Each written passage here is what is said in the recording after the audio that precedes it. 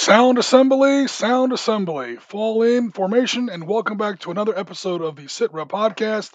I am your host, Oriskany Jim, and today I am joined first by the commander of Battle Group North, our S2 man with the news, Mr. Marty in Chicago. Marty, how are you doing? I am well, thank you. Good morning, all. And also joining us is our Team Yankee Tank Commander, along with many other areas of expertise, Piotr. Mr. Piotr, how are you doing? Hello, everybody. Not too bad. It's finally going okay outside, and we have something to, um, inhale, not dust. Oh, you're finally got a break in the weather. That great European heat wave of 2022. Oh yeah. Alrighty, so let me go ahead and pull up our. Okay, here we are, everybody. Hey. Awesome. Okay, so we're gonna go ahead and start our episode here. Thanks very much for everyone who either shows up now or watches us later on watches us on YouTube later on. Meanwhile, Jen, thank you very much for letting us know that our sound is okay. Let me adjust my camera for a second there. Okay, and guys, if you're watching this now or if you're watching this later, again, please help us out with either a like, a comment, or if you really want to, subscribe to our channel. Even if you just drop a like, it really helps us out with the YouTube algorithm, so we would definitely appreciate it. So, with the introductions Don't forget to share with your nerd friends. Oh, yes, or your not nerd friends, or your friends that are closet nerds and just don't want to admit it. Especially them. Yeah, come out of the closet, man. Hey, remember, it's 2020. It's the 2020s. It's now cool to be a geek.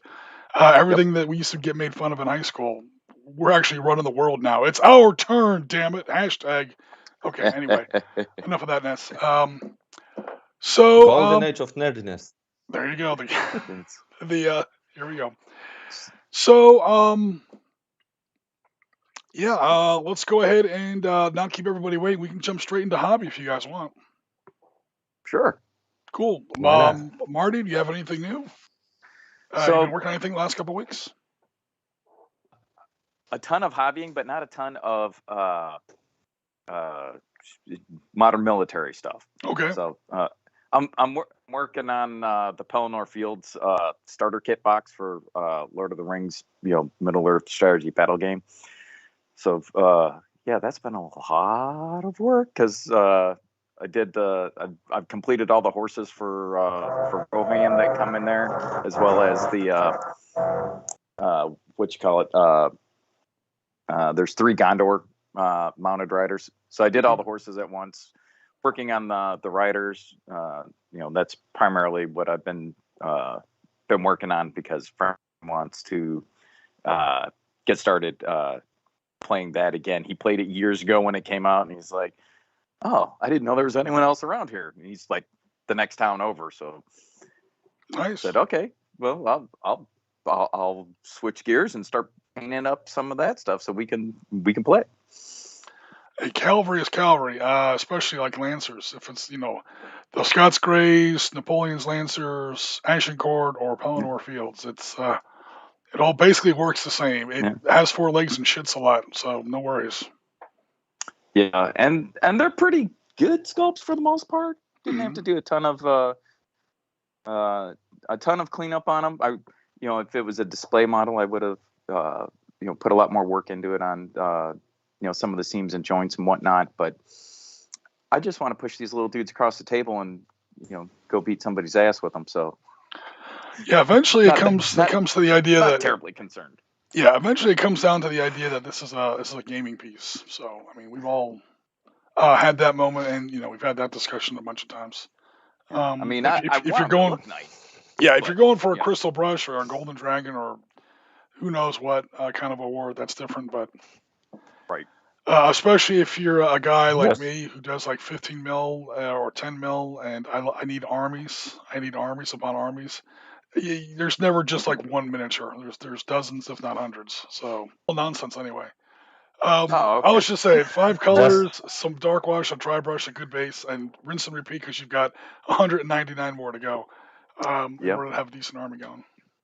And we'll kind of talk about that in the news because that falls into news items. So. Oh, cool. Just remember, Marty, that he is going to focus on the horses when you paint up the cavalry, because he doesn't care about the men. He needs to see the horses painted up well. I'm talking about Jim. Are you talking about me? We're talking about Jed. Oh, yeah. yeah. When my cavalry, like for my 20mm American Revolution, I gave it all to my girlfriend Jennifer, and I was like, "Here, just paint the horses," because, you know. So, I mean, hashtag. Oh, there we go. I don't know if that there we go. Is me in focus now? A little bit, yeah. So that's a dynamic pose. A lot of times cavalry is just Yeah. like 4 horses and a potato, just kind of sitting, or 4 legs and a potato. He's just kind of sitting there. Yeah. Well, yeah, GW sculpts, they're 28 mil scale ish. You know, probably more 32 to be honest. But like I said, you know, pretty good. You know, good enough to paint them up and push them across the table. I just want them to, you know, look halfway decent while they're doing it. You know, we've often had the conversation about you know, do you require to play painted or not? While I don't require it, I greatly prefer, especially my own stuff, to be painted and not just look like crap. So yeah, I'm a little bit of a tryhard that way. Well, painted models play better. We all know that. It's true, and those that are observing it, you know, obviously, I think are more engaged when there's well-painted models on the table versus just pushing a bunch of gray. You know. Oh, certainly. I mean, if you're at any kind of a tournament or sucker event somebody or out in in. public, yeah, you have to have painted miniatures at that point. It's not even an option. I mean, you're almost embarrassing yourself. It's like walking in without clothes on. I mean, nobody wants to see me without clothes on. Trust me. You have to have paint on your miniatures for a fact. What else was I gonna say? Yeah, and I mean, it doesn't really come up for a lot of people, but if you run a channel or a Discord or something like this, and you're trying to, you know, write like an article series or come up with a video series or something like that about a given conflict, yeah, your miniatures can't not be painted. I'm waiting for someone to come out with a rule set that actually addresses this. Where it's like, okay, you can have non-painted miniatures on the table, but you take a -2 to your dice roll. You know, any unit that's not painted automatically has like level 5 morale, and a -1 on their dice rolls. Well, you don't Unless see they that in are- rule sets. Yeah, you do see it in tournament rules and Oh, really? tournament play. Yeah, and Yeah. there's tournaments that they're like, hey, you got to have minimum. You know, they have to be painted minimum 3 colors, whatever. Oh, yeah, That's- certainly. I'm just worried about like in the. Yeah. I was kidding around, obviously, but in the rules, I want to see Yeah. that where somebody has, you know, any miniature that does not have at least 3 colors suffers a -1 on this table or this chart or whatever. Yeah. That way, you're not being Yeah, unless they exclusive. are early war Germans. But Yeah. then are we And it's gatekeeping? Felder gray. No, see, No. you're not gatekeeping because you're allowing them to play. You're just slapping them with this penalty for, you know, being lazy. Yeah.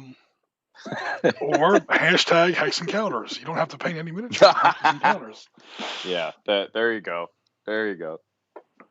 Yeah, no, that's really what I've been working on past couple of weeks. You know, I got 15 or so writers that are in the halfway through, you know, in the ass phase where they're sort of base coded, but they haven't got anything else done to them yet. Oh yeah. So You're not it's quite amazing at that. how. Go ahead. I was gonna say it's amazing how it look like crap. It'll look like crap. It'll look like crap, and you're like, man, did I do the right thing? Have I really, you know, selected the right color scheme? And then you get to the last phase, you know, a little bit of highlight, a little bit of wash here and there, whatever, and bam, they look Yep. great. So Yeah, I'm not at that. They look great phase yet. We were kind of making the same point like simultaneously. Like miniatures, I find have that tipping point. It's like riding a bike over a hill. It's like, God, this sucks. God, this sucks. God, it's getting worse. Oh my God. Oh, just strip it and start over, or throw them out and never pick up another paintbrush again. Then all of a sudden, you know, God damn, but that doesn't look half bad. And before you know it, it's like, this is the best miniature ever. How did I not win an award for this? You know. Yeah, I can run this on the table. It'll be great.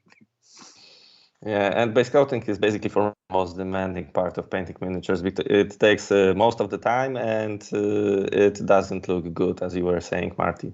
But then when you do these little touch-ups with highlights and some washes, you finally see the results and you are happy with them. That's at least my point of view on painting. Yeah, I mean it's amazing how you throw a wash on, maybe you just hit, especially for vehicles, you just hit it with a dry brush, and you're like, oh, look at that. Yep. And then if you want to go try hard with streaking and griming and all that stuff, you can really pump it up. But especially for the little guys like you do, Jim, I don't know how much of that I would go into. It doesn't like I recently did some 50 millimeter Soviets infantry, Cold War, like 1980s infantry. It doesn't take much. 3 Like they said, battalions. well, I don't have 3 battalions. I have maybe a company. I guess it depends on what scale of game you're talking about, but like 70 or 80 figures. That's not even really a company, even in a Warsaw Pact army. Maybe after it met a Warthog or a couple of Abrams for a few minutes, but it doesn't take much. It's like 3 or 4 colors, and then you put the wash on, and the wash. And of course, you guys know this. Everyone who's watching this knows Yep. this. You put the wash and the dry brush on there, and that turns your 4 colors into 8 colors. And yeah, that's when you get crazy. But that's when you potentially run across the second point in the miniature when you're like, oh, this was looking good, and then I took one step too far. This happens a lot with wash. Yeah. If you don't properly thin out your wash, and it looks like all your guys just crawl out of an oil slick. If you put too much wash on, or it starts to halo, or it starts to get like that salty, sugary look when the dry brushing the can be pigment overdone. separates out, or Yeah. So you gotta watch out for that. That's why you do a test manager. You only do one the first time. Make sure that everything's working right, so you don't put it on 60 dudes and then be like, oh. That's especially Yeah. a risk if you're doing armies like I do. Like, I know I'm going to run out of motivation or steam somewhere along the line as far as how much I want to go into. So I do not paint like one guy, move on to the next guy, move on to the next guy. I do all 60, like my British, all 60 red, then all the 60 white with the little shoulder straps, all 60 white tunics, all 60 black bearskin hats. And then eventually, at least that way when I run out of gas and I say, oh, the hell with this crap, I got an army that kind of works. At least they all look alike. Right, yeah. I do the same thing when I'm batch painting, because I almost never paint an individual figure or model of any sort. Right. It's always squads, teams, whatever. At least, it's a bunch of dudes. So anyway, that's what I've been working on. Like I said, not much on the modern side the past couple of weeks. All right. Piotr, okay, so you weren't with us on last show. You were off the. But just to quickly sort of circle back, again, we did Vitaly Volodymyrovich Skakun, if I'm saying that even close to correct. So was this like a special miniature for the current conflict going on in Ukraine that you were working on? Yeah, this is the commemorative figure. I don't remember the company, but I believe, Marty, you have this one. Anthologica? Oh, yeah, something like that. Yeah. And at the beginning of the conflict, I believe it was already March, they, got this some kind of pre-order on this guy in order to raise some money and send part, I believe, of the money raised to help Ukraine. Yep. So I jumped on it and got it. It was lying for like 2 or 3 months in my closet, and then I decided that it's finally time to paint this guy. Awesome. Yeah, he looks great. Yeah, this event took place, I think, the first day of the war, or maybe like early on the second. It was the 24th or 25th. It was right around the very beginning. Yeah, that's true. I don't remember the correct name now. It was either the 35th, I believe, Ukraine Marine Battalion, or something like that. And he blew up in order to stop the Russian advance. And it was kind of important because it took the Russians one whole day to get around the river, and this allowed the Ukrainian forces to set up defense lines and withdraw where possible to prepare the defense of Mariupol later. It's always the Marines who do the crazy shit, apparently. But yeah, it was like one of the bridges that helped connect. It was part of the. I'm not terribly familiar with the geography there, but it's part of the infrastructure that connects occupied Crimea to mainland Ukraine. So yeah, when the conflict was first starting out, for anyone watching our podcast or watching later on YouTube who might not be familiar with this episode, So then you also had another discussion of Team Yankee with Eric. Oh yeah, We definitely appreciate that. And you've been working on some terrain as well, if I remember correctly.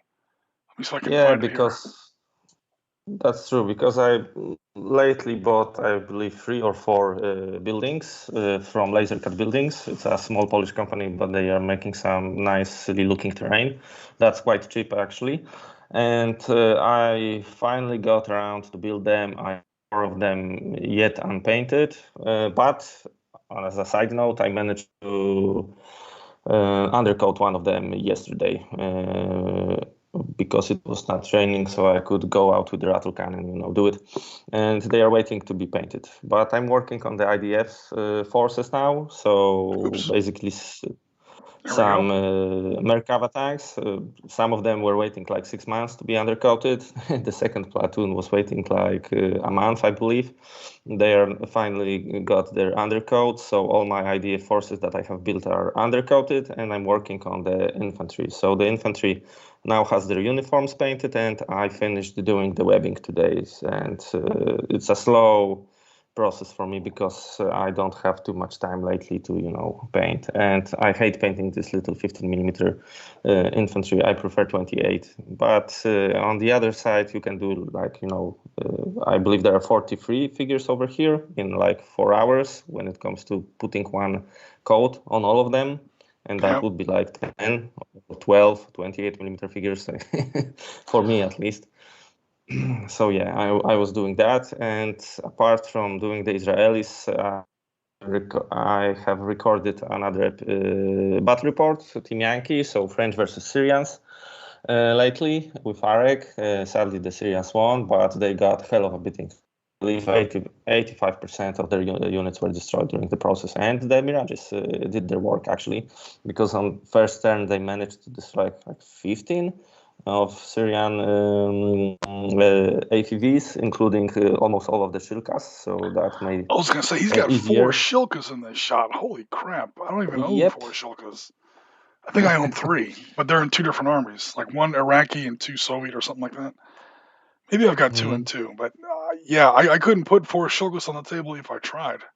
Good grief! That's Yeah, like an entire regiment's battery in actual like Cold War that's order true. of battle. So if That's these true. Mirages are taking a lot of flack, the good news is Mirages or helicopters on other battlefields have a free lunch because all the Shilkas apparently are here. Yeah, indeed. But to be honest, they did not manage to shoot down a single plane because the stupid tankers with the 50 cals managed to do that. That's nuts. So The yeah, 50 that's cal, I guess nuts. he got lucky with like a bullet in the intake or something. Tuffy Ears has joined us. Hello, Tuffy Ears. Thanks for coming out to our stream. Hey, good morning. Hello. Yeah, so we recorded a game of this. It's up from Wednesday, I believe. So Yep. thank you, Jim, as usual, for editing. And we also managed to record another battle, this time 7 Days to the River Rhine by Great Escape Games. And you have already seen it. You have also played the game twice now. So maybe we could later, put some thoughts on it, if you like. Certainly. And if 7 we have Days to the time. River Rhine. I have no idea what you're talking about. Is that a new game that I should try? Oh, wait. I forgot.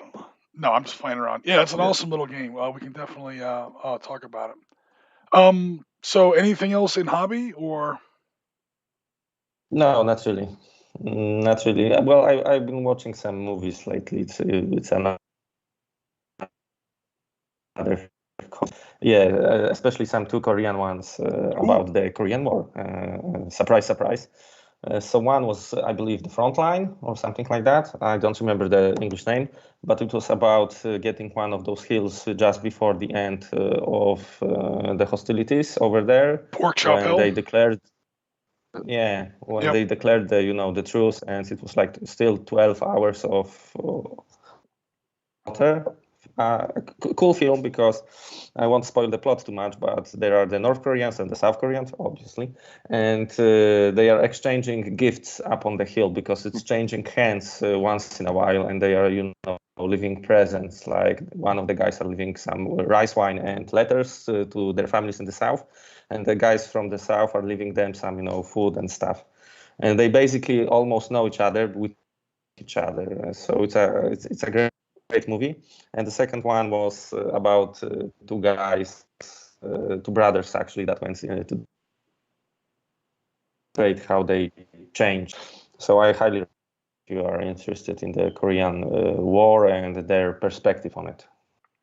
Okay, cool. That definitely was not the movie I was thinking about. I was thinking about a hill that was changing hands several times during the very end of the war, called Pork Chop Hill, where there was definitely no one leaving presence unless you count like anti-personnel mines or something. Yeah. I was gonna say the gifts on that hill were not rice. No, not at all.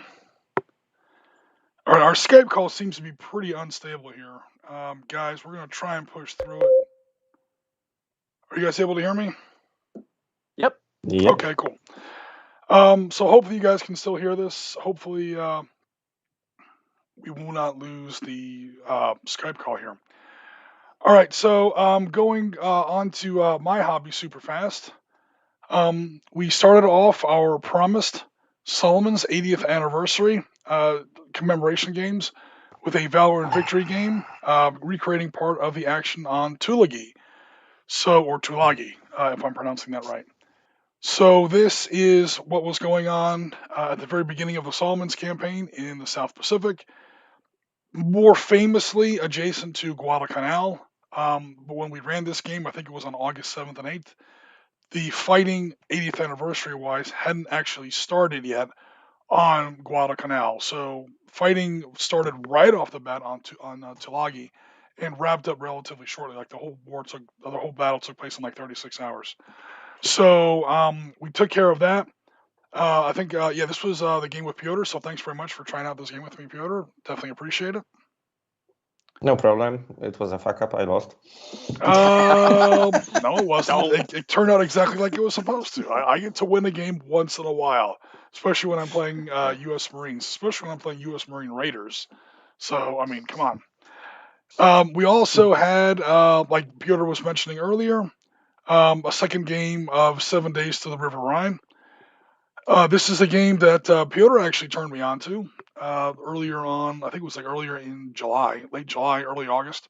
So I'm brand new to the game. Like I've been into it for like less than a month now. I've only had 2 games of it, and really only one because the first game I didn't even have like all the components. I didn't have the tactical advantage cards or anything like that. But now I've got like all the rules going at once. We tried out attack helicopters for the first time. Dude, Hinds are a beast in this game. Holy crap! Especially if you have decent dice. The Hinds were the only thing that could even put a scratch on Leopard 2s. And even then, they had a maneuver for a flank shot, and it was not easy. And even then, if they scored a hit, I did the math. I have to roll 2 5s on D10s, so 2 5 pluses, because of the special armor rule that the Leopards have, and so on and so forth. I have to roll 2 D10s, and they both have to be above. They both have to be a 5 or above. So that's like 36%. And out of like 4 shots, this one Leopard took like 4 AT5s in the flank. And again, 36% chance to penetrate, and couldn't get it. 36% the odds are against you, but out of 4 chances, you're going to get at least one of them. 40 times, not quite 40. That's about 160% that at least one of those missiles is going to go through. But nope, that Leopard 2 just went home needing a new paint job. They probably lost all their stowage gear and so on and so forth. But hey, what are you going to do? Yeah. Go ahead. We were talking actually about Arek, if I can stop you for a second, Sure. Because the second game that we have played and that you already received, he couldn't kill one Milan team throughout the whole game. And this one Milan team won me the game actually, because it was sitting ducks in a building, and it was just, destroying his tanks one at a time. And he had T-80Us, so the tank that the Russians have in the game actually. Yep. And we had a small conversation about balance in the game, and there are some weird points when it comes to counting, because for example a BMP2 is the same cost point, I believe, as the Marder or something like that, or it's even 1 point more costs 1 point more or something like that. So there is some problems with the balance, and I have to check out the unofficial ORBAT for the Russians in order to see whether they have fixed that, because basically I know that the NATO is more technically advanced at that time and stuff, but come on, basically in our games twice, but there we only played 2 games, the Russians didn't stand a chance, with my force being 2 times smaller than his. But apart from that, everything's cool. Yeah, I went to the Facebook group, and they have like a little document section, and I went through the document section, and there are some corrected point lists in the in especially for Warsaw Pact, and some points, I don't remember if BMPs were on there or not, but some point costs were adjusted, to be sure, either in the scenario points or the break points. So yeah, certainly that issue is known and is being addressed. Yeah. For me, my second game, I went for a numbers force rather than a technology force for my Soviets. I just spammed the table with T-72s, and I was like, wow, I can only afford so many T-72s. But then when I looked on that adjusted list, yeah, they knocked down the point cost of T-72s a lot. I think from like 72 to 62 or 74 to 64, something like that. And it allowed me to pick up at least one more T-72, which I Yeah, don't know it if it makes made a sense. difference. Yeah, they definitely got a little cheaper on a lot of the stuff. BMP ones, which hopefully you see here in the background, with an AT3 Sagger, literally has a 1 in 100 chance of penetrating frontal armor on a Leopard 2, which, I mean, maybe 1 out of 10, or maybe 1 out of 20, 1 in 100. Yeah, basically you have to roll 2 10s on D10s. So it's literally 1 in Yeah, that's 100. rough. It is a terrible missile from like 20 years before the Leopard 2 came out, so I get it. But still, it seemed a little tough. Again, that's frontal armor. These AT5s had a 36% chance. Again, because you have to roll a 5 up to penetrate because it has an HE value of 11. So 11 plus 5 is 16, and you have to beat the 15 side armor of the Leopard 2. This is a flank shot, no less. And you have to do that. So that you needed a 5 up on a D10. However, the way the special armor rule works in 7 Days to the Rhine, if you have a high explosive or a heat, kind of a shape charged warhead, and the enemy has armor specifically designed to defeat that, i.e., laminate armor, chombo armor, reactive armor, something like that, then you have basically it's a nice rule. I like the rule. You just have to roll twice and take the worst result. Um, so you have to roll 2 dice instead of 1, and they both have to beat the required number because obviously you're going to have to use the lesser number. So yeah, 2 dice above a 5 or 5 and above on a D10. So 5 up on a D10 is 6 out of 10, 60%. And then if you have to do that twice in one roll, it's 60% of 60%. It's 36 points out of 100. And again, okay, didn't penetrate the first time, didn't penetrate the second time. 4 shots that, at least 4, it may have been 5 if you check out the live stream. That Hind was just putting AT5s into the side of that Leopard 2. At least one of them was going to get through. The other 2 Leopard 2s did blow up. The German infantry did get shot up. The second game, the Russians came damn close. They had 5% less points on the table than the Germans did at the end of the game. It was a breakthrough scenario, so both sides started with equal points. And yeah, they came within 5%. So my Russians still haven't won one. Like you were saying, Piotr, both times the Soviets have been absolutely curb stomped. I've had one game out of my 2 games. The first game on my table, the Russians got friggin' flattened. And that was no Yes. fault of the game. That was me and how I completely screwed up their first activation. The Germans just saw them coming and just shot the hell out of them. And then I was like, oh, that's how the activation counters work. So welcome, Ben, to the stream. Thanks very much for coming up. The second time, Hello, though, Ben. the Soviets came actually really damn close. So, yeah, if you can check out that other list, Piotr, it hopefully might address some of your questions. Yeah, that's true. I need to check it out. And I was, I was not happy that, uh, you, you weren't singing while playing the second game when you were rolling with your, Leopard tanks, and you should have been doing something like the see me roll. There you go. They be hating. Everyone's got an opinion. That's all good. So But I like yeah, the game. It's really nice. it's a great system. I'm not going to say it's better than Team Yankee. I am going to say it's a better fit for me than Team Yankee.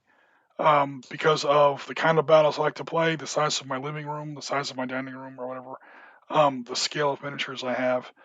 I do have some more 15 millimeter miniatures now on order because I have to expand this game and try it out in new environments and whatever. I'm going to play the hell out of these Germans for a while. You guys are going to get sick of seeing these Germans. You're just going to have to deal with that because Come these on. guys have been painted for six and a half years, and I've never gotten to play them. So yeah, they've been waiting. I'm going to play the shit out of these Germans. Like I'm doing with the French guys here. There you go. One of these days we got to get virtual and put your French up against my Germans and have a 1940 redo. See what happens. My Leopard teams are Okay. going to get the hell shot out of them by all of your Milans, your Gazelles, and your damn Mirages, dude. You have a lot of Mirages. What's up with that? Well, the flyboys have to come in, handy from time to time. Yeah, but they are a risk in the terms because you have to roll if they actually come to the table, and you have to roll a 4+ on a d6. So it's kind of risky to put them in a list. They are cheap though, but if they show up, they can raise hell, but they have to show up. And that is not always happening. I had one game on a tournament in Poznań, during a tournament in Poznań, when I was playing against the British, fight for the canal in 1985. Because those damn bastards didn't let us evacuate to London, and they were coming a turn after a turn after a turn, and they were like slaughtering the British force. So I managed to destroy all the British vehicles on the table, but that was thanks to some lucky die rolls. I had another game when they didn't come, for every round, so I lost the game basically. So it's almost like the Air Force is reliable. Don't. I mean, how realistic is that though, Marty? I mean, how many times are you cursing the Air Force because they don't show up, and then they finally do show up, and like, I'm naming my firstborn child after you. You're awesome. You're they're Hey, really. Go ahead. When you need them, you need them. Oh yeah, and it's like if they don't show up, they're the worst people in the service that have ever been, and then when they do show up, it's like, oh, thank God, like literally angels coming down from the sky to save us. When I was at 2003, I was at Talil Air Base for a little bit right after we took it over from the Iraqis, and they were running just two Warthogs out of there, and I'm telling you, that was the most real feeling ever. Because all we had to deal with was ground forces. We didn't have to worry about any Iraqi air forces. So having the two planes that specifically do that really, really well was very reassuring for us. This is the big thing I almost get a little irate about. Again, not to pick on the Team Yankee community, but obviously I get it. The A-10 is awesome in real life. It's awesome in the Team Yankee game. And when the Americans came out, they were one of the first two factions, obviously, to come out for Team Yankee back in 2015. Everyone had to have a Warthog. And I'm like, good God. Remember, Team Yankee takes place in 1985. Before the Warthog had a chance to, really prove itself. And we have to kind of, maybe I'm just giving away my age here, but how close the A-10 came to extinction, because the Air Force did not want that bird. The Air Force generals, they're still trying to get rid of it. It's the fighter mafia. All the generals, not all, but a huge proportion of the generals that actually run the Air Force are ex-fighter pilots, and that's kind of like the path to the big flag level ranks in a lot of positions. I'm not going to try to paint the entire Air Force with one big brush here, but especially in the 80s, they literally called it the fighter mafia. They were all like this good old boy network of generals that had been fighter pilots back in Korea and early Vietnam, or even World War II, and or multiple conflicts. And along came this thing called the Thunderbolt 2. They didn't call it the Warthog yet. It was still the Thunderbolt 2, named after the P-47 of World War II fame, blah, blah, blah. And by the end of the 1980s, which is when Team Yankee takes place, A-10 had been withdrawn from service. The Air Force had given it away. They had the OH-10. They made it into an air traffic control plane. Whiskey, Tango, fucking Foxtrot over. Right. Yeah. And then they had given them all to the Air Force Reserve and Air National Guard.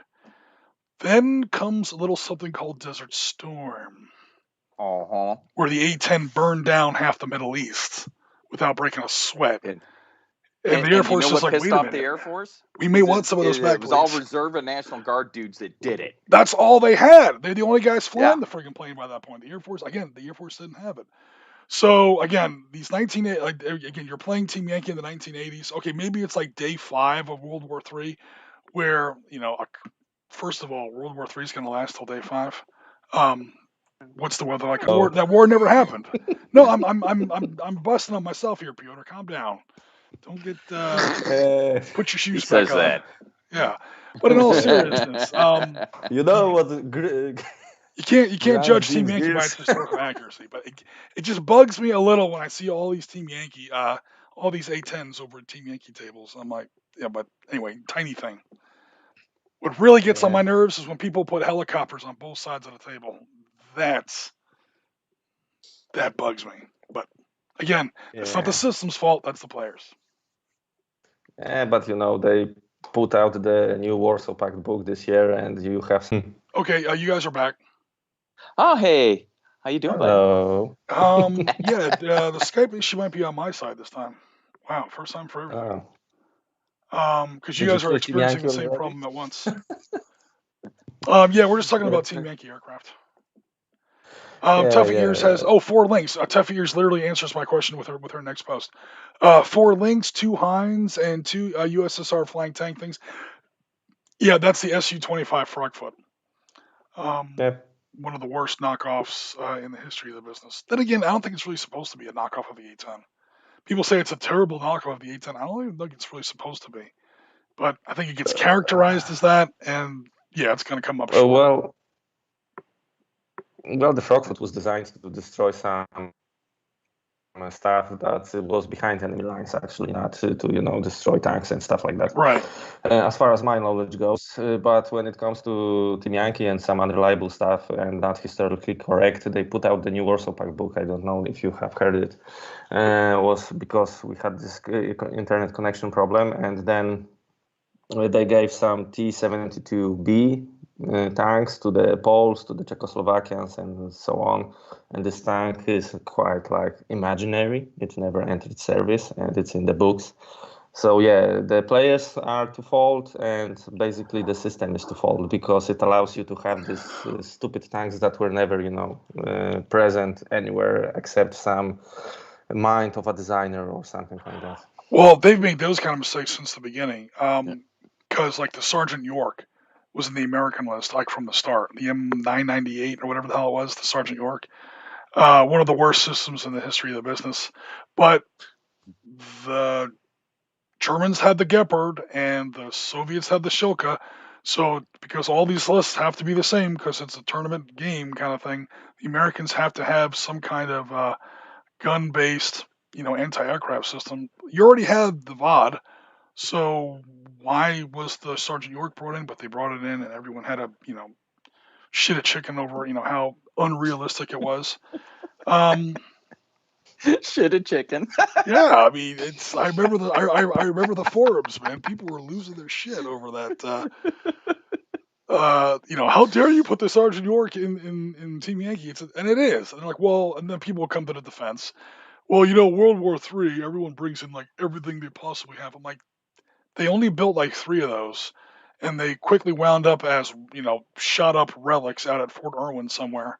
That's like an A-10 target or something. And they wouldn't have brought it in because it's terrible. They would have just brought in more VODs. I mean, what do we have a shit ton of in the U.S. military, especially back in the Yeah. 1980s.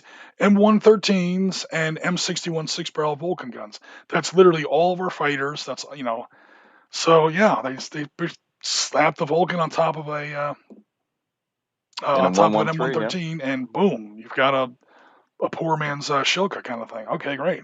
It works. At least for a ground, chain gun system. It's probably not going to shoot down a jet, but it'll make a mess of a hind in a short order.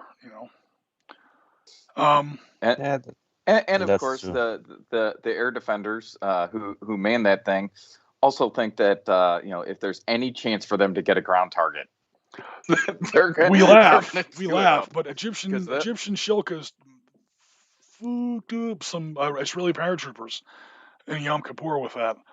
I'm not talking about as they were coming down. Israelis and paratroopers in Yom Kippur were all tailgate jumps. They were all in M3 half tracks left over from World War II. And they came across the canal, and there were some Shilkas there as part of the Egyptian air defense. And the Egyptians were like, ground targets with Shilka, 4 23 millimeter automatic cannon with a combined rate of fire of like 4,200 rounds a minute. Yeah, and That's not going to especially end well. the brick and mud and adobe buildings, you can build the building itself to the ground that way. Oh yeah, certainly. So Ben Johnson says, bring in some dusters. Oh, Laserpig has some videos about the fighter mafia. Awesome. And then Ben Johnson also says, bring in some dusters. Yeah, that's a deep cut. That's going old school, man. What is that? The M42 Duster. It's based on like a Chaffee chassis. It's got two 40 millimeter guns. It's like early Vietnam era. It's an old attempt at an American ground-based. I actually have one of those. I found it at Historical, and I picked it up for like $1. AA support I have for my Brits. I'm not sure what anti-aircraft support I have for my British. What would the British have for that? Anti-aircraft. I don't know much about the British military, to be perfectly honest. Well, they have the rapiers or rapiers, I believe. Yeah, that's a SAM. Yeah, that's a SAM. But what they have when it comes, I remember this stupid-looking tank. Just making sure, guys. Do forgive me for a second while I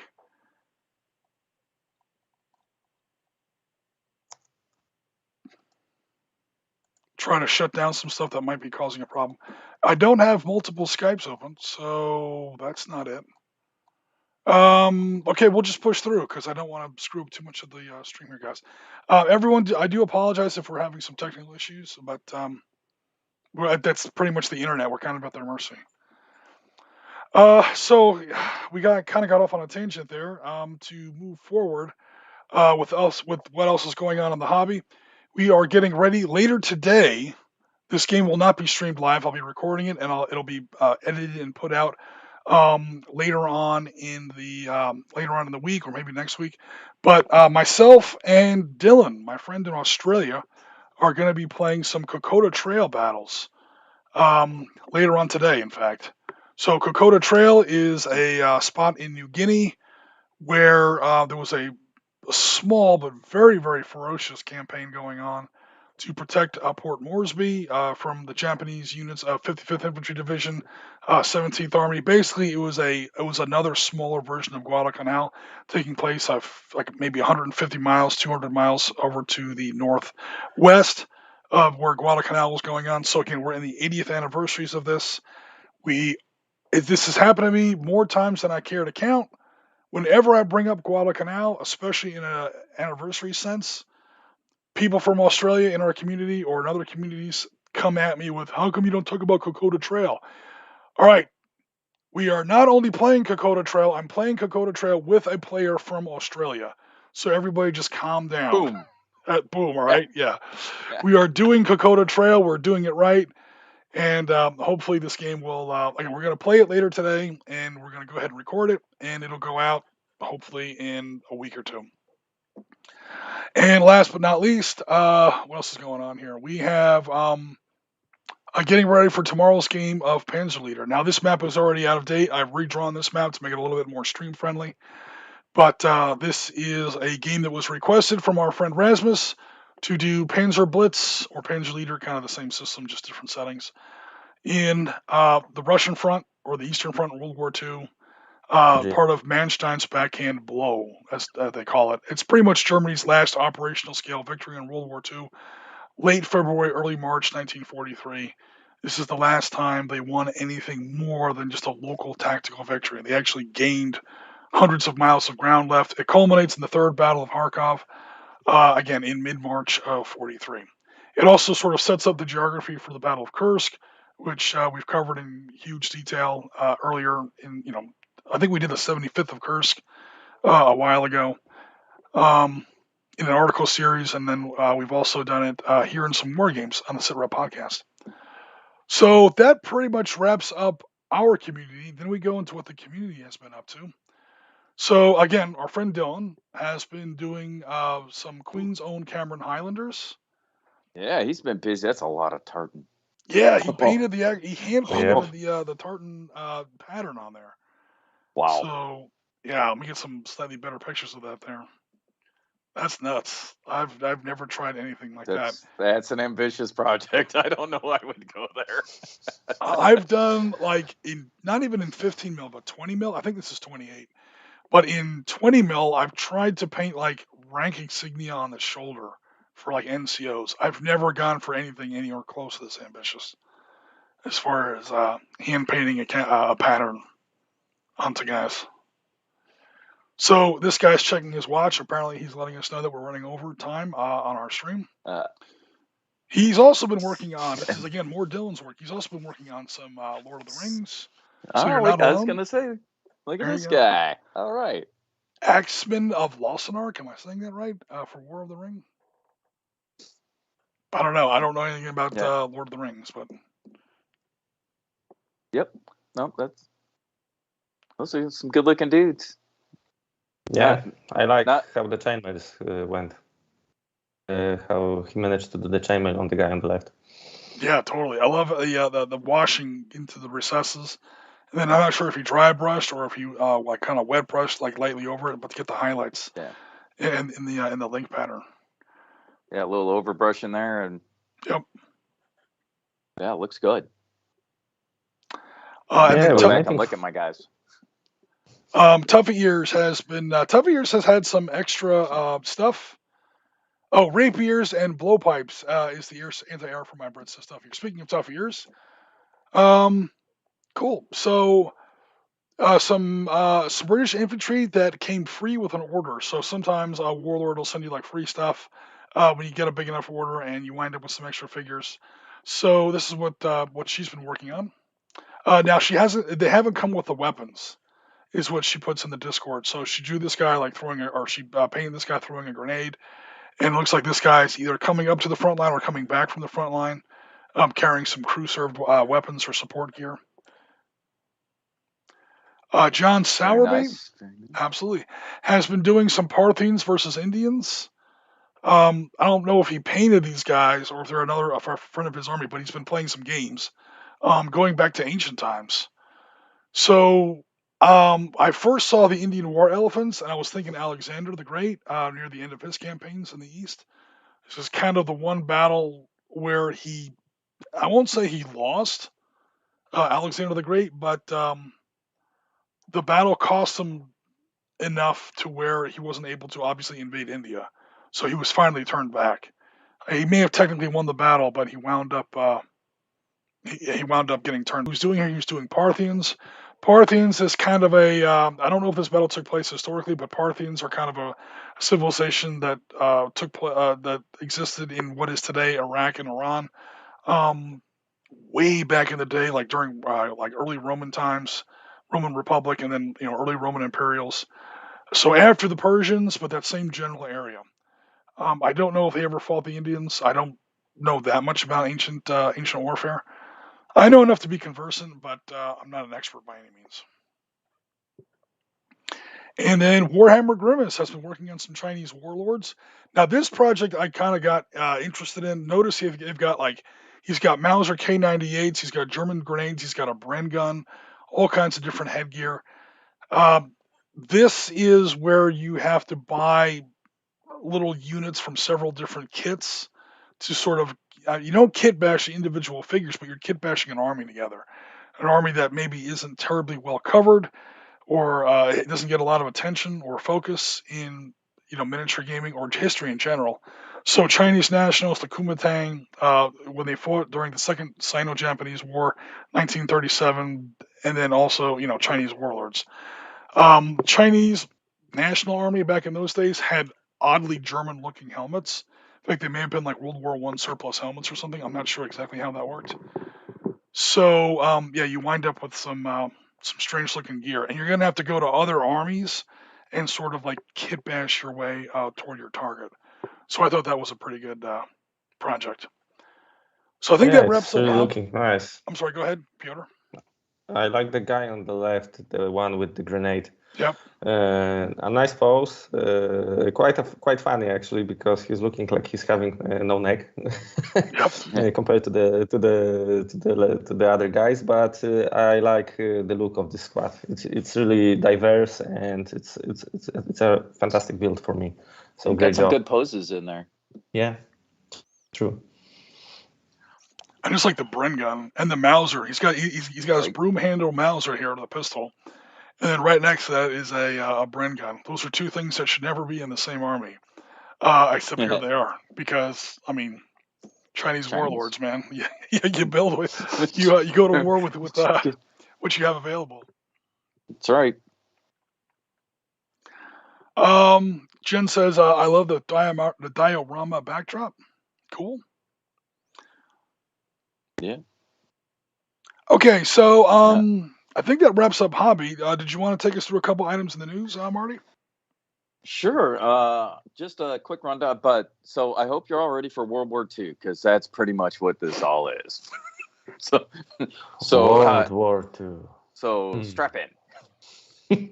Let's see here. All right. So a company that I'm not familiar with, to be honest, but I ran across it as I was perusing the interwebs for various items. First Corps out of the UK. So firstcorps.co.uk is their webpage. And these guys, let me flip over here. Where's First Corps at? Have MG34 team. That's 4 characters. So they've got a gunner and his assistant gunner in the prone, and then they have another one where they're same 2 figures, except they're advancing. Hey, we lost the Skype call for a second. What is this again? World War II Germans, Marty? From First Corps. Okay. Yeah. So like I said, pretty neat little setup there. If it fits in what you do, you can go to First Corps. That's 1st corps.co.uk, and then go to their early World War II German infantry to check them out. So they say that First Corps says that they think that these would be good for playing like the invasion of Poland in 1939, Battle for France in 1940, invasion of Russia in 42. And you can also, so you get the riflemen, the machine gun team, and the NCO as their own separate packs, or you can buy full section packs that includes all of them. So check that out if that's something, if you're playing early war stuff, these might be a good addition. See if it's something that works for you. All right, next up, a little bit of Battlefront Miniatures Flames of War stuff. So they have, let me get to them.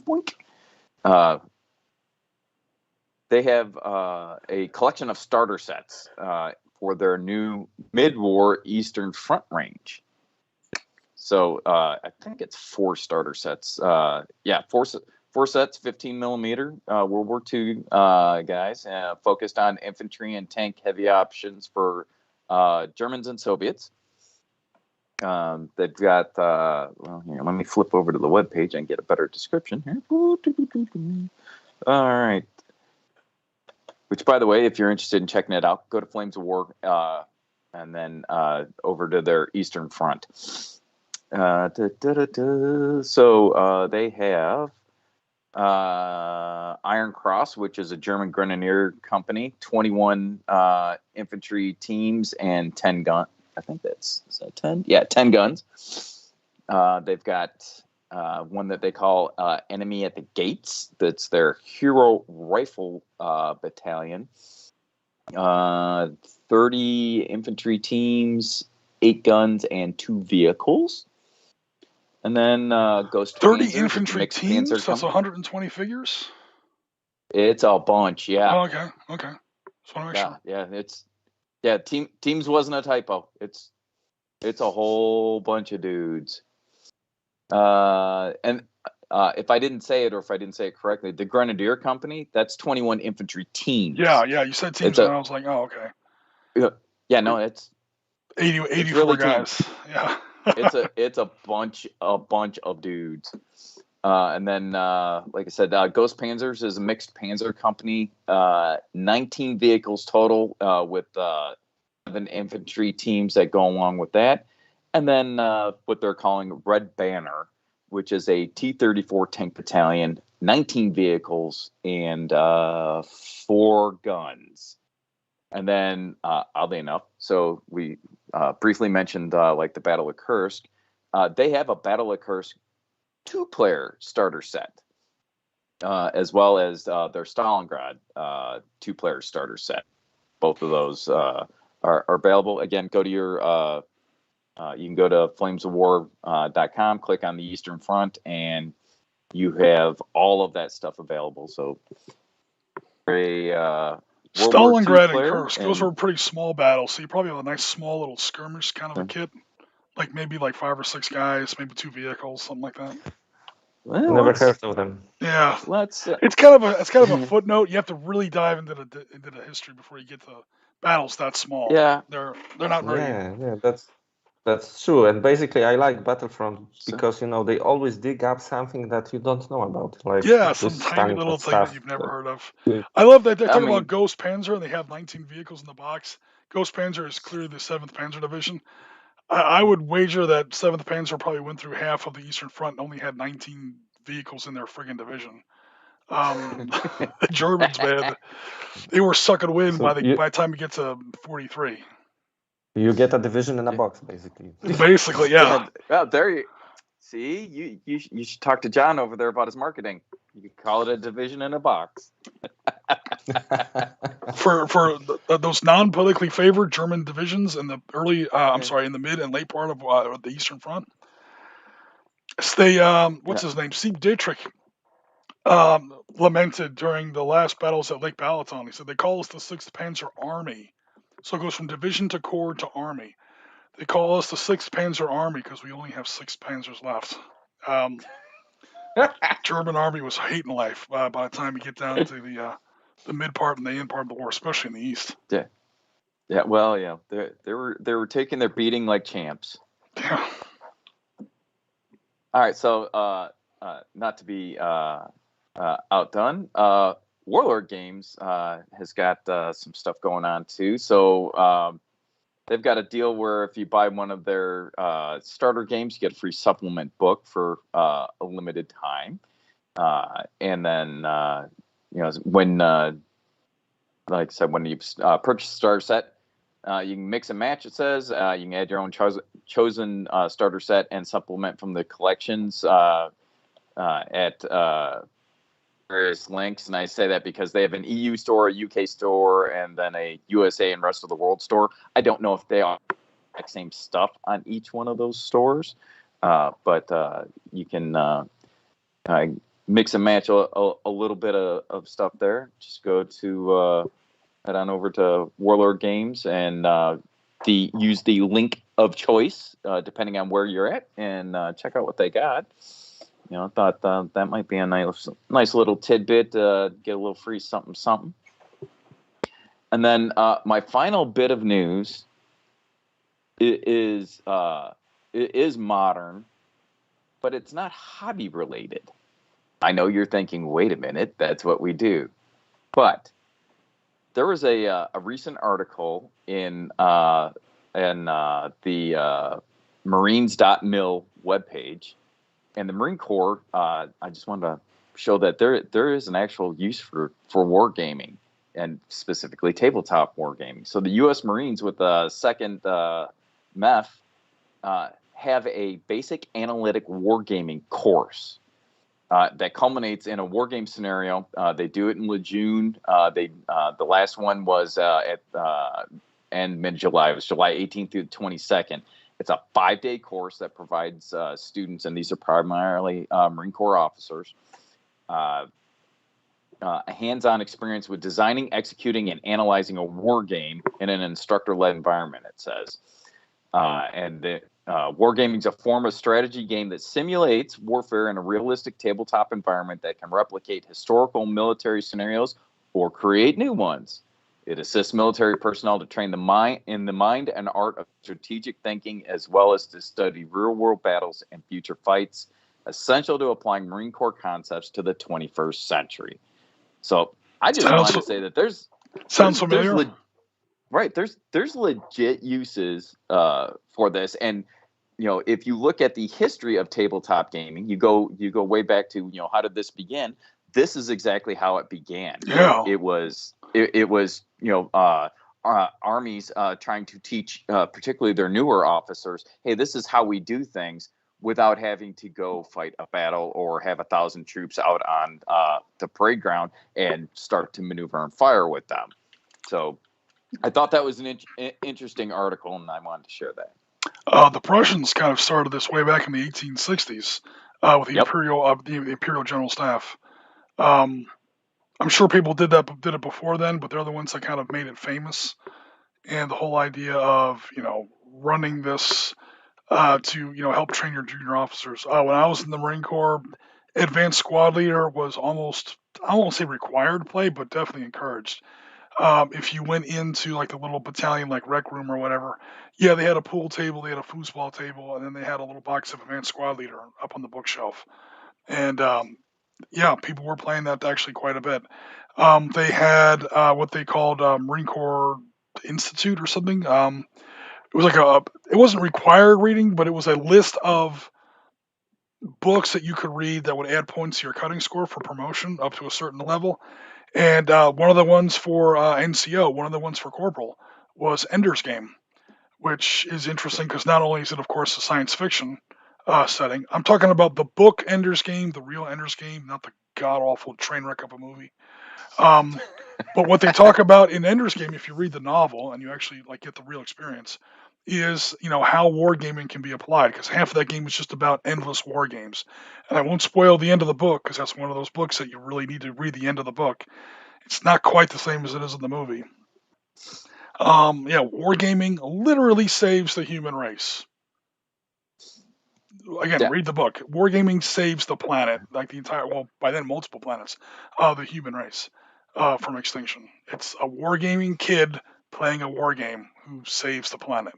So don't say that we never told you. Meanwhile, in the comments, Ben is saying that I think the Duster was a Walker Bulldog chassis. I think I said it was M24, so obviously that was wrong. That's why they used M42. The Bulldog was the M41. Okay, yeah, that makes a lot more sense. In 1930s, Chinese had a lot of German stuff. They wound up with some Panzer I tanks, I think. 6th Panzer Army has 6 Panzers in it. Yeah, it's by the time you get to Lake Balaton, it's like March of 45. That's another thing that grinds my gears a little bit. Every time I turn on the goddamn History Channel or I turn on YouTube, the Battle of the Bulge, Germany's last great offensive. Again, who won World War II on your planet? Pick up a book. The entire World War II was not fought in the West. In fact, about 15% of it was fought in the West. Anyway, we'll get on that soapbox again. Any other news, Marty, before I start another rant? Nope. Nope. And before you start another rant, we have a topic. Yes, we do. We do have a topic, so I will not get on a rant unless I want to rant about the topic, which I won't, I promise. Well, that's Piotr, fine, as long as it's topical. Piotr is laughing at me. No. I want to hear it. In all seriousness, okay, so today's topic is private military contractors or other irregulars or volunteers that you might run across in the table, and specifically because, again, there's a little bit of politics sometimes involved in this stuff, so I don't want to get too deep into that. mean, we can brush over it, but I'm not, what we're talking about specifically is how it applies to war games. So, private military contractors. The reason I wanted to bring this up is there's been a lot of talk on our Discord lately, where it looks like HK Ops might be making a limited comeback. HK Ops, of course, being our custom made by Sitrep Podcast for the Sitrep Podcast, web designed or web friendly RPG. So it's an RPG that's very, very simple. It borrows a lot from some other systems, and it's specifically set in modern, military setting or paramilitary setting, as we're discussing here with, private military contractors. And it's designed in such a way where you can play it like, online. There's lots of role-playing games you can play online. People do RD20 or Roll D20, Virtual Tabletop, Discord, stuff like that. And yet still the character sheets are 8.5 by 11 or A4 format, basically like the old sheets we all used to play D&D on back in the day. Dude, everyone plays on 16 by 9 monitors. How about you set up the actual character sheet to be 16 by 9? So it's little things like that that I'm hoping make it a little bit friendlier for a web environment. Now, this brings up the question of military role playing that we've run across before, and specific obstacles that sort of subgenre tends to present. And one way around this, and the way we use to get around it in HK Ops, is the private military contractor. You're not in the U.S. Army, U.S. Marine Corps, British Army, Royal Navy. You're not in any of that stuff. You are. I think we made up a company, Phalanx Multinational Corp Consultants. Ironically, PMC, because Right. I see what you did there. I'm just so clever. I know. Shield your eye, folks, from the blinding wit that is Oriskany's. Anyway, enough nonsense. Dazzling them with brilliance, absolutely. Yeah. Piotr's holding his head in sadness. And then he froze there, so even better. Okay. Yeah. But this is, in all seriousness, this is how we get around it. This way you can be any nationality, any military background, or not even military background. We have at least one character in there that's law enforcement. We have, all kinds of stuff. It doesn't have to be just, like if you were playing, 1st Marine Division or 82nd Airborne in Europe or something like that, you would have to be from America. You would have to be, let's face it, you'd have to be white. I said it. It's 1942. Ish. You have to be white. Yeah. I mean, that's the vast majority. Well, the forces were still segregated in those days. I'm just, these are things that you're going to run into. However, if you use the private military contractor, you can be British, or you can be Russian, you can be Australian, you could be from Mars for all I care, as long as you can come up with a decent backstory for it. Any gender, any background. It would be tough for a liberal arts major to be in the be in a military, private military contract, but not impossible.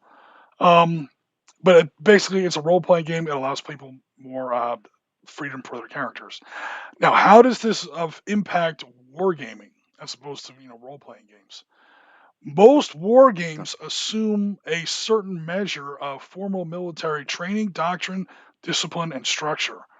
When you're making a die roll for activation and you move a miniature or a counter on the map, what's happening is you as lieutenant colonel are calling your company commanders, or probably you're talking to your S3, a member of staff, and then he's calling the captain, the captains are calling the lieutenants, the platoon leaders are yelling at the sergeant, squad leaders, and it happens.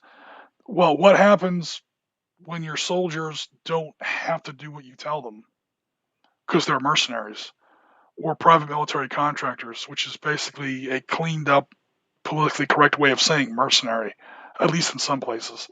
Again, not trying to paint the whole thing with one broad brush, but and this isn't even a new thing. People say, "Oh, the PMCs is a relatively new." The 1970s, man. They're not. Soldier of Fortune magazine, like Africa was overrun with these people, and a lot of times we saw the worst part of the problem there, as far as just I want a place where I can go murder and get away with it. I mean, there were a lot of people like that running around in the 1970s, at least in the whole, soldier of fortune / mercenary environment. So I'm just wondering if you guys had any ideas, or because I don't want to run the whole topic here. If you guys had any ideas or any thoughts about how that works on a tabletop setting. So with the PMCs, that's a force that could potentially go rogue, do their own thing, and you could use them in the tabletop scenario to potentially supplement a force. You could as their own force, and then that really gets weird because now it's not the nation state's mission that they're necessarily trying to accomplish. It's whatever their company has agreed to do is their primary mission. And then, of course, maybe I don't get paid enough to do this, so I'm not going to, or I'm going to do something in addition to make it worth my while. Right.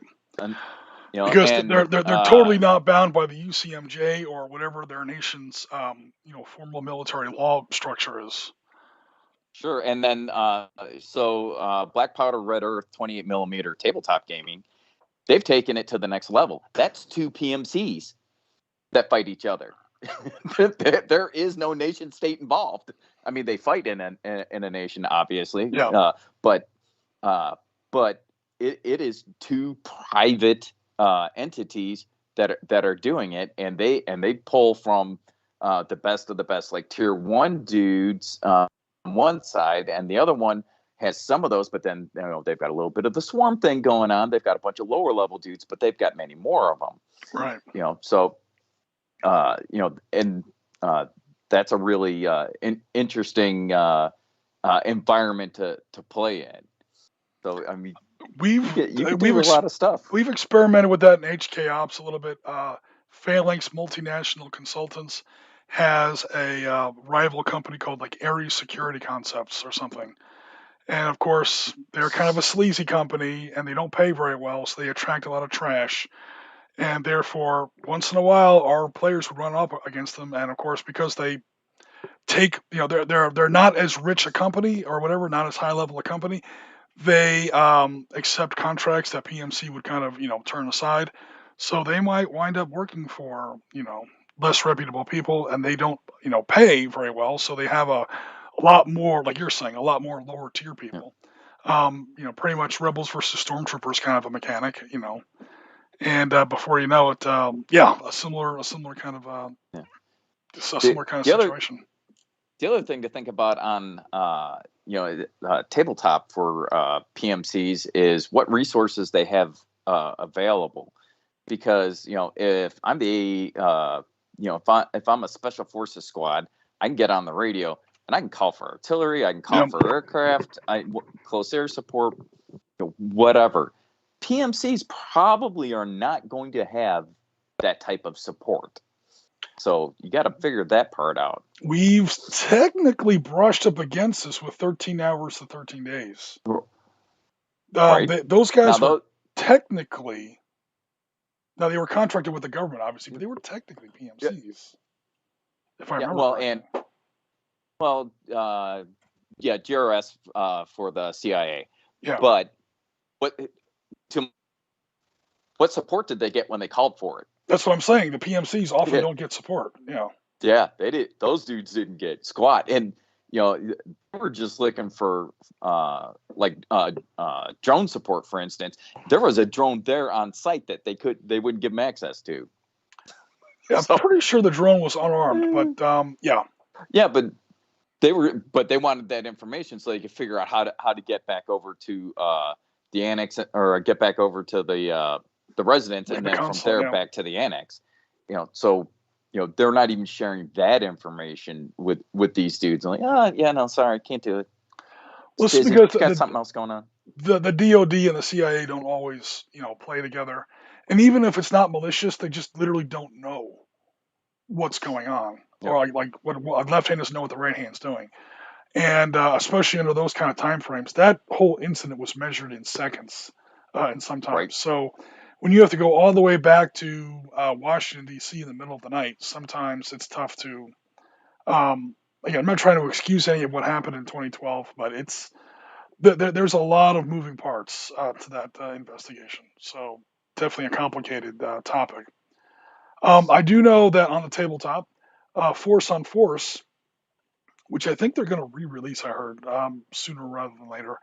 Yes, I've been hearing rumors. Even the old version of Force on Force, Where I kind of fell in love with that system is, okay, you open up the rule book, introduction, here are your forces, how to move forces, how to fire forces, how to take casualties, vehicles work. We all have seen 1,000,001 rule books for war games. And then you turn the page about not quite halfway through the book, like maybe 2/3 of the way through the book, and it's insurgents, introduction, how you move units, how to fire units. I'm like, wait a minute, this is a whole nother game. It's literally another rule book tacked on the back of the first rule book. Insurgents and regular forces. And again, I won't say first world forces because you got stuff like the Russians up against Chechens in 1995 and so on. But basically, the organized government force versus the insurgents are literally playing by two completely different rule sets. So every time Yeah. you see a force on force player, unless it's a regular force on regular force, which does happen, but on most modern, and this especially for us because we do mostly moderns, most modern wars, the two sides and force on force is about the only game I've seen that really takes us down to the DNA level, where the two players are literally using two different rule sets. It's two games going on at once. We often say that, oh, how do you win at war? You make the other guy play your game. Well, Force on Force takes that shit literally. And we'll say, look, you got your rule set, I got my rule set, and we're going to see which one winds up mattering. And it sounds like a rules nightmare, but they actually made it work. So I don't know. I've never thought about trying that out with PMCs. I don't think it would work. But just an example of how like irregular forces, militia forces, stuff like that. Basically, people who didn't go to boot camp, um, sort of, work things out on the tabletop. Right. Yeah. Yeah. It could be a local militia. It could be partisans. That type of thing. Tough Ear says Wild Geese.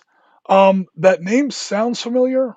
Again, I'm not an expert on the British military, but I have heard of that. Tough Ears. Have you guys ever heard of the Wild Geese? It's like some sort of British mercenary group or British. Maybe it was just a movie about British mercenaries. It sounds rings a familiar. bell, but I it's know not it. hitting it hard. I'm gonna have to Google that. Now I might have to. Yeah, I was gonna say now I might have to look it up because it makes my spidey senses tingle. But that's as far as I'm getting with it right now.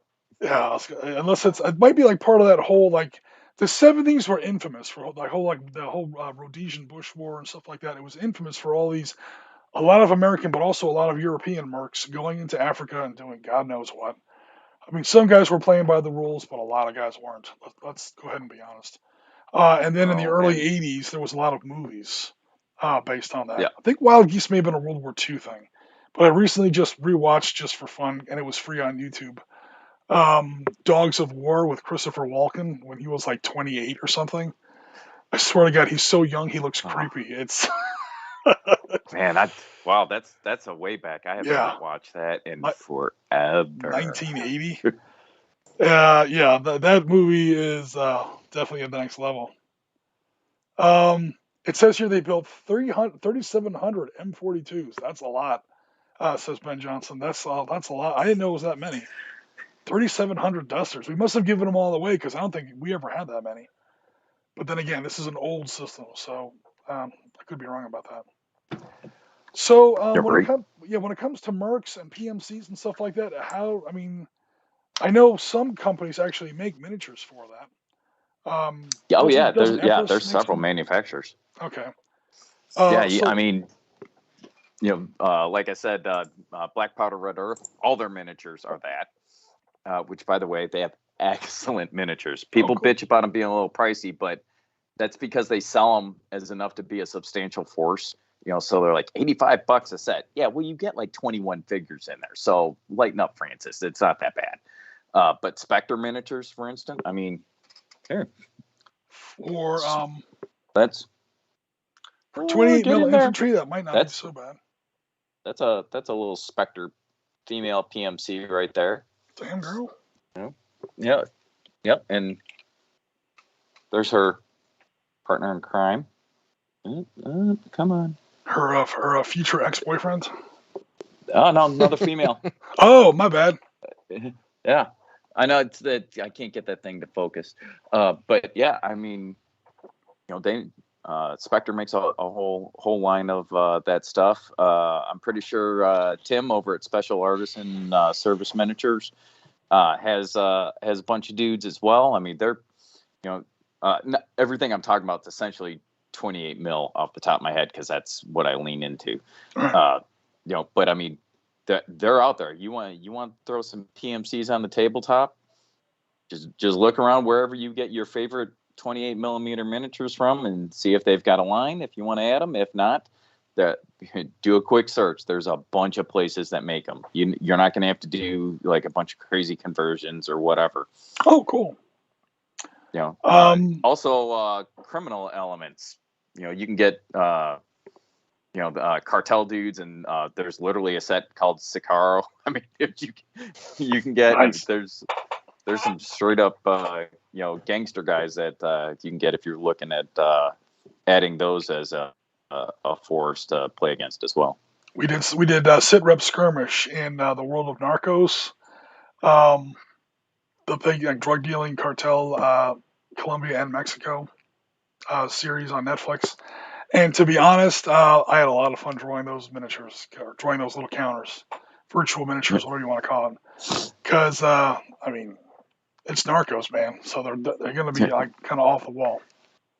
Piotr, anything to add, or you're getting kind of quiet? Actually, yeah, because I was listening to you guys since I have not been playing any of these styles that involve insurgents or some kind of PMCs. It was to hear your point of view about this kind of stuff. I have some miniatures that are about the North African militias from Spectre. I need to finally paint them up and try to play something like some kind of a scenario that would involve them. But for me, basically, because I had to deal with some of these guys, so to speak, in real life, what matters on the battlefield would be, for me at least, the morale factor, because it's kind of shaky for them at least. Oh, certainly. They know how to go out and so to speak, air quotes, have some fun in the field. But as soon as it's getting hot over there, it's not worth it. Let's go back. We did what we had to do. Right. The Sitrep skirmish system totally takes us into account on a very basic level, like where it's an operator gets hit, close to a wound table. You roll a d6. It's a light wound, it's a heavy wound, it's a severe wound. He can limp, he can still fight or whatever. The second any militia person receives a hit, you just remove him from the table. Is he made of cotton candy? No. But even if it only nicked his shoulder, he's done. Yeah, I did my part. The hell with it. I'm out of here. Force on Force has a system has a rule mechanic where you can do a flyby. You can get like an F-18 or an A-10 or even an F-16, any kind of big jet, and he can go slow and low and just fire up his afterburners or do a sonic boom over the city. He's not killing anybody, so you don't have to worry about killing a bunch of civilians. But then you make some die rolls, and you just eliminated half the insurgent force. Because they heard that A-10 fly overhead, and they said, you know what? Fuck this. It's time to go somewhere else. I didn't sign up for this. Yeah. So Force on Force has a mechanic for that. Tactics. Yeah. I think they call it show of power or something like that. There's actual rule for it in Force on Force. Yeah, that's true. It's still being used, actually. And so, Jim, you don't actually blow up any buildings or kill any civilians. So go ahead, Marty. So in full disclosure, I've never played Force on Force. However, I got all of Bill's Force on Force books. And the more you talk, the more I'm like, I know what I'm doing this weekend. I'm cracking that bad boy open. I actually like it. It gets a little complicated when you bring in vehicles. So, I mean, don't bring in vehicles to start with. Then again, I don't know if Force on Force is really meant to be like a tank-heavy game. Like the most I've ever had on the table is like one technical and like one Bradley. I did like some little like green zone kind of a battle in Iraq once. So the vehicle side gets a little complicated. And the reaction system sometimes throws me for a little bit of a loop. Like there's actions, counter reactions, counter reactions, and you have to keep track of how many reactions a certain guy has taken because that's going to be a penalty. It's almost like 7 Days to the Rhine, Piotr, where you have to say, okay, this guy has already activated 3 times this turn. You have to roll a 4+ on a d6 or something like that. But other than that, and by the way, when you start reading Force on Force, you're going to see a lot that seems kind of familiar. You're gonna be like, oh, this is where Oriskany got half his ideas for Sitrep skirmish from. Okay. I seem to It's, recall this mechanic yeah. somewhere. Yeah, I often say that the Sitrep books skirmish are is Force on Force for dummies. It's like a simpler version. but the books are out of print, yeah, for some time now, I believe. The physical books are. I think you can still get the PDFs around. But the Okay, physical cool. books have been out of print for a while, sadly. But I hear it's making a comeback. Yeah, I was gonna say allegedly they reprint the actual the base book Force on Force is I've seen a couple of reports on that. I don't have any time frame or anything on that, but I keep hearing that they're coming out with a new revised version, whatever. Cool. Yeah, good to hear. Hopefully it will, show up earlier than Santac. Okay. Well, I don't think it's the same publisher. I think Oh, no. I know some of the same people worked on it. It started off with Ambush. Oh god, here I go. Ambush Alley. Ambush Alley, whose first game was Ambush Valley for Vietnam, and then Ambush Valley was also like the first source book they had for Force on Force. So you have Ambush Alley, Ambush Valley, and Ambush Valley because that's not confusing at all. But Tuffy here says that Wild Geese was a movie based on a real PMC. Came out in 1978 with Richard Burton, Roger Moore. James Bond is in this movie? What the deuce? Well, hey, he has a license to kill. James Bond got his job as 007 somehow. He had to get that experience. Was he some sort of Navy commander? So he was sort of like a Royal Marine Commando? Like in the original novels? So. Yeah. The original guy that James Bond is based off in World War II was actually a Yugoslavian of all people. Can't remember his name. He was this big spy in Lisbon. Ian Fleming sort of met him or read about him or something like that. And then after the war, he started writing, obviously, his novels. There were novels long before there were movies. Right. And then, people often refer to him as a like a lieutenant commander or something like that in the movies, at least. Yeah. So I think he started off in the Navy somewhere, SBS or Royal Marine Commando, something like that. But yeah, he's former military, so he's technically, well, not really a PMC, but. Again, maybe he was, taking a leave of absence. Maybe he was territorial and, had something to do between drill weekends. We don't know. Military is just a hobby for me. I just do it once in a while. Yeah, could happen. Must be nice. All right, so that pretty much wraps up our topic, guys. Just don't be surprised if you see HK Ops back on the table. Not immediately. We are up to our ass in Solomon's. We're doing 7 Days to the Rhine. So it's going to be at least a little while, maybe early September. But yeah, we've got some interest built up for that. We played the hell out of HK Ops before. It always, seemed to be kind of successful. It's a shit ton of work. I'm not going to lie. It's a lot of work. It's probably the most labor-intensive project we have, as opposed to like Panzer Leader, Valor, and Victory, even a miniatures game out in my dining room, like 7 Days to the Rhine. Because you have to make all that stuff virtually, and it's got to be able to move, and it's a huge pain. So we played it a lot, and then we kind of left it by the wayside. And I was like, I'm always willing to start it again if we have a lot of interest. And I mean a lot of interest for a relatively sustainable project, maybe 4 weeks. We won't run it for 4 weeks every Sunday because the community's going to get sick of that. But like maybe every other Sunday for 4 Sundays. So it might wind up taking like 2 months or something like that, September and October, who knows. But we'll see what happens. If there's a decent enough amount of interest, which there seems to be, then it makes the investment of work worth it. Because it is actually a lot of work. I won't even kid you. But hey, it's all good. So yeah, our last big mission for Phalanx Multinational Consultants was in Syria. It was supposed to be a one-session game. We literally got to part 5 before it was over. They were 6-hour streams apiece. So there's 30 hours of streaming. If you're ever really bored or you're having a tough time sleeping, go listen to our 30-hour stream of, military war, not military, paramilitary or private military contractor role playing. Yeah. The whole Desert Eagle campaign. Yeah, your one shot definitely grew legs and took off.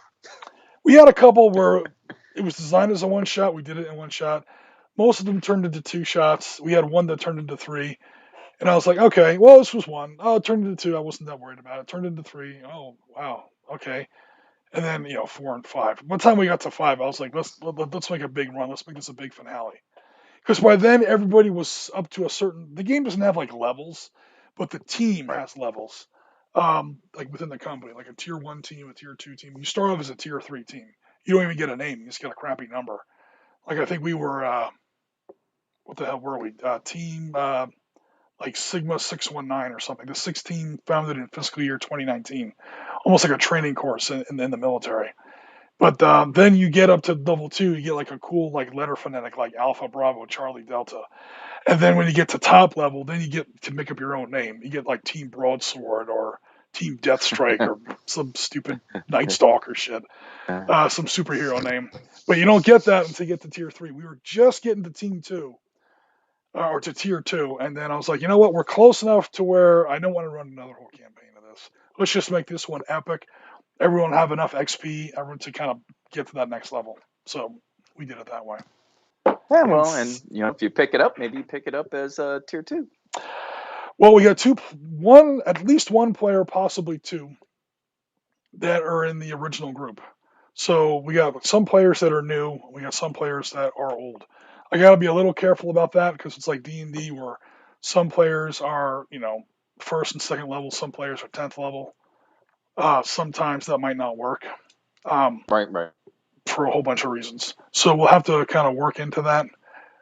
Fortunately, it's a real life game or a game that takes place in real life. So there's no supernatural element. So a high level character, I should say the delta between a high level character and a beginning character is not as bad as it is in a game that has, dragons and magic spells and shit like that. Yeah, I was going to say, because there's literally not magic. Yeah. If you get hit, you get hit, and you're out there's a wound table in there for potentially months. And then one of our players, my friend Brun Hudson, actually did some off-table writing for he was in physical therapy for 9 months, or his character was, obviously. Because you can get lit up in that game, and it's not there's no res, there's no health packs. There's no, little magic blue vials of potion that you drink and, you're back in the fight. It doesn't work that way. And you don't respawn. This isn't Call of Duty. Right.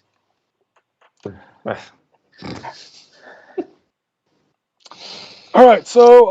Good times. Jeff Tuffy Ear says GMing is always hard work. Yeah, Tuffy Ears would know about that. Because I know she's run a lot of online campaigns as well. So, yeah, I tend to over-prepare. That's kind of my flaw. So that's why I kind of set down role-playing games back in 2010. I kind of quit role-playing games in general. But by the time then, we had games that were going for 11 years, 23 players. People were taking vacation time and flying across the country for 2-week vacations to be in my role-playing games. It got a little insane. So it finally put a cork in it.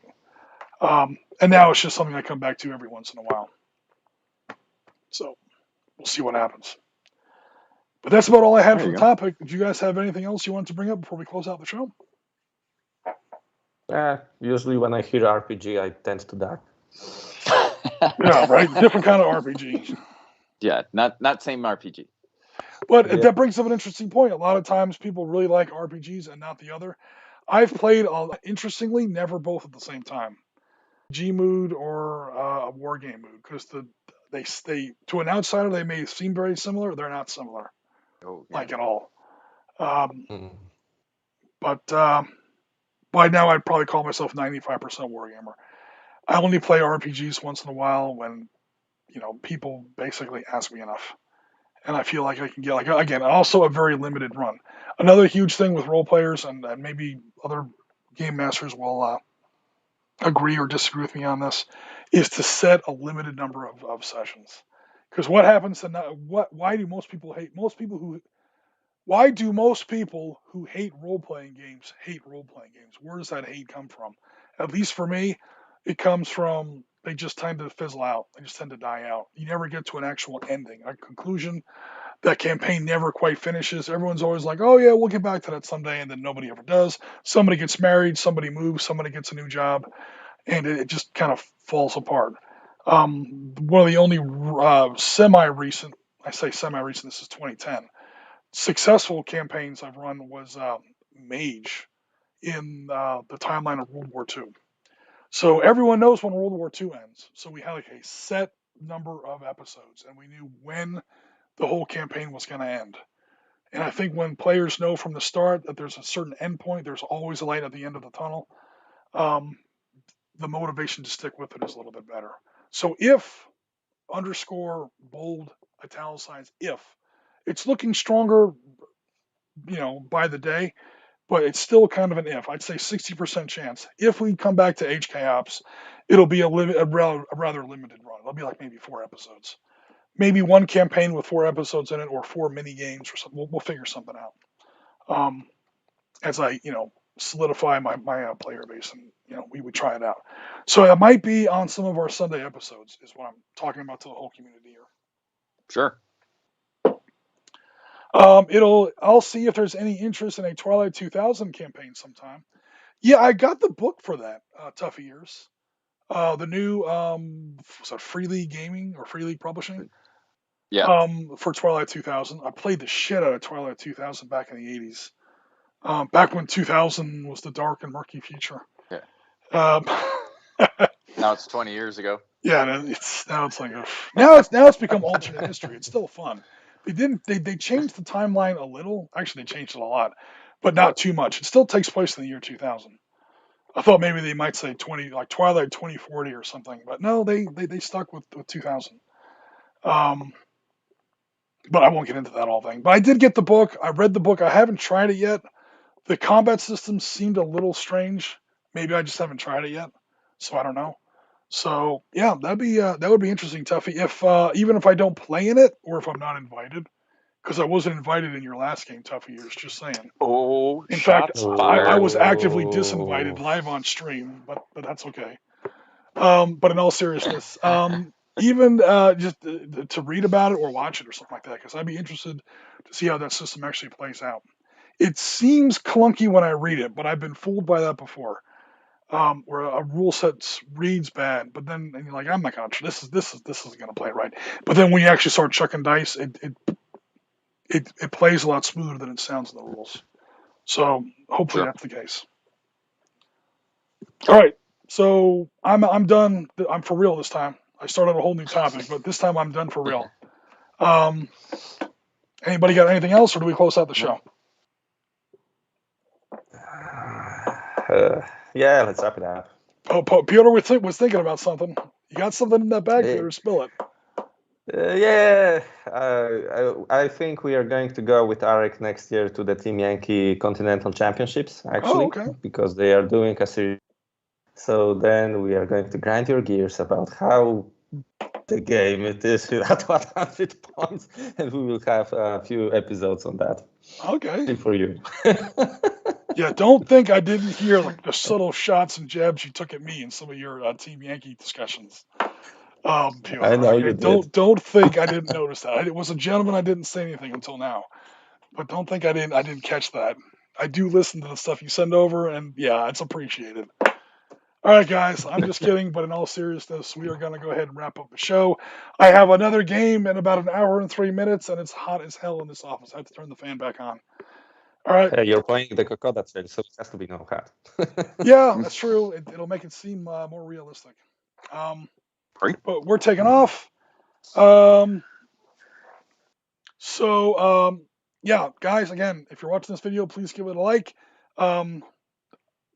Subscribe, share with your friends, so on. It's helping us out. We've been doing great on subscriptions lately, so hopefully that that continues. We definitely appreciate all the help you guys have been giving us in that regard. But for now, for the Sitrep Podcast team, this is Oriskany Jim. We are rounds complete. We're signing off, and we'll talk to everybody very soon. Take care, everybody. Bye-bye.